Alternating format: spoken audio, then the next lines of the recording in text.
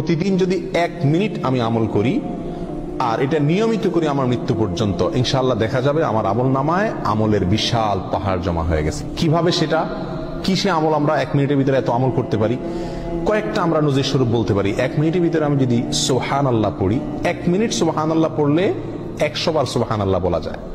এটা পরীক্ষা করে দেখা হয়েছে, আপনি পরীক্ষা করে দেখতে পারেন।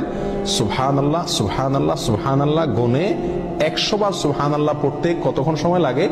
সর্বোচ্চ 1 মিনিট সময় লাগে। 1 মিনিট আপনি 100 বার সুবহানাল্লাহ পড়তে পারেন। আর 100 বার সুবহানাল্লাহ পড়লে কি হবে? সহিহ মুসলিম হাদিসে আসছে, নবী সাল্লাল্লাহু আলাইহি ওয়াসাল্লাম বলেছেন, কেউ যদি 100 বার সুবহানাল্লাহ পড়ে, আল্লাহ সুবহানাহু ওয়া তাআলা তাকে 1000 নেকি দান করেন। 1000টি বিনিময় আল্লাহ তাআলা তাকে কিয়ামতের ময়দানে দান করবেন 100 বার সুবহানাল্লাহ পড়লে। তাহলে প্রতিদিন যদি আমি 1 মিনিট সুবহানাল্লাহ পড়ি শুধুমাত্র, তাহলে প্রতিদিন আমি 1000 করে নেকির মালিক হয়ে গেলাম। 30 দিনে 30,000। এভাবে হিসাব করেন সারা বছর, সারা জিন্দেগি কি পরিমাণ দাঁড়াবে ইনশাআল্লাহ।